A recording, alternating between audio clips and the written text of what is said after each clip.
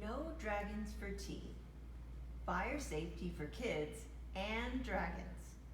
Written by Jean Penzawal and Martine Gorbold.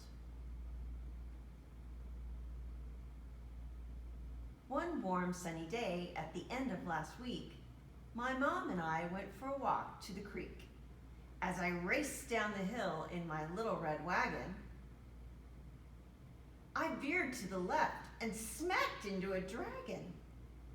I suppose he could see there was fear in my eyes as I jumped to my feet, quite filled with surprise. He sheepishly grinned and stepped out of the way, but he seemed so polite that I asked him to play. He had a cute bear and some other toys too. With my shovel and pail, we'd have oodles to do. We ran to the creek and then on to the bay, where we played on the beach for the rest of the day. Then Mom waved and said, "Now it's time to go eat. Let's pack the red wagon and head up the street." It's hard to stop playing with friends old or new, so I asked if the dragon could come and eat too.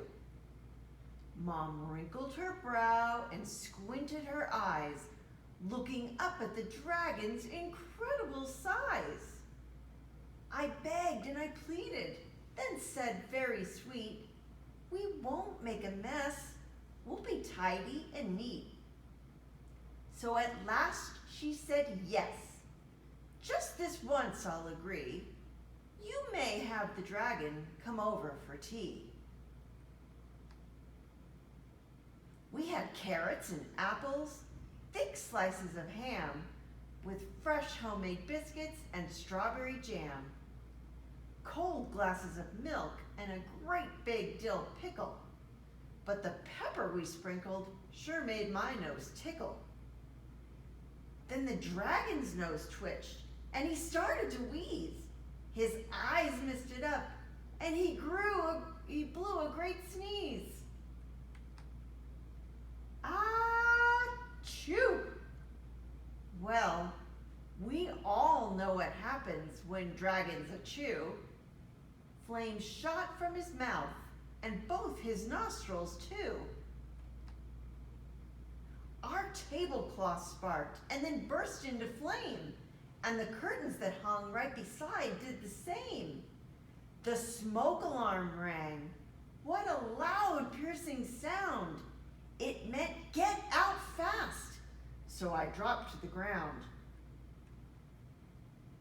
The room filled with smoke as I crawled to the floor and started to make my way to the front door. The dragon got scared and decided to hide, but I knew where there's fire, we must get outside. I grabbed his thick tail, and with one mighty tug, I pulled that big dragon from under the rug. I crept down the hallway and said, "Follow me. I know the way out. We must meet by the tree." So Mom and the dragon and I all met there. Then that silly old dragon went back for his bear. We ran up and caught him and wouldn't let go. And I said, "Listen, dragon, here's what you should know. Don't ever go back. That just will not do. We can get a new bear, but we can't replace you." Since the fire was burning inside of our home, we went to the neighbors to borrow the phone. Mom knew what to dial and said calm and clear, "Here's our full street address. Send the fire trucks here." Before very long, down our street they came sailing, with bright red lights flashing and loud sirens wailing. The fire crew rushed to start work on their tasks. They were dressed in big boots and wore helmets and masks. They hooked up the hose and ran into the house, where they sprayed streams of water in order to douse. The table, the curtains, our lovely snack too, and it didn't take long till that fire was through. The fire chief called out the door with a shout. The smoke made a mess, but the fire is out. My poor friend the dragon knew he was to blame, so he hung down his head and wept great tears of shame. One of the fire crew said, "Don't be sad. You knew what to do, and of that we're quite glad. You all got out safely. That's really what matters." Then she took us to see the big pump truck and ladders. The dragon put on a shiny red hat, and I asked to see where the fire crew sat. She showed us the siren, the hoses and lights, and the ladders they climbed to reach higher heights. The rest of the fire crew checked all the rooms, while a fan in the door blew out gray smoke and fumes. Then the dragon and we sat down for a while. I reached up and hugged him. He gave me a smile. The next time the dragon and I want to play, we'll pack up a picnic and go to the bay.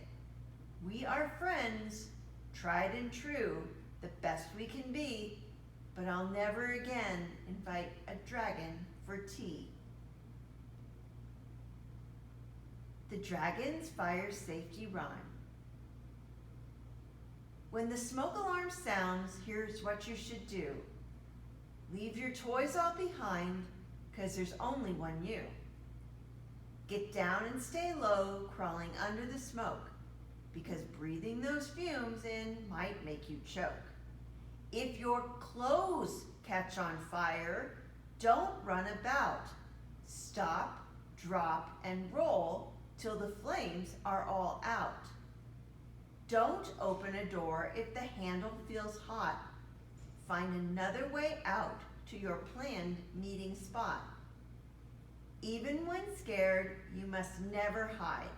And once you are out, don't go back inside.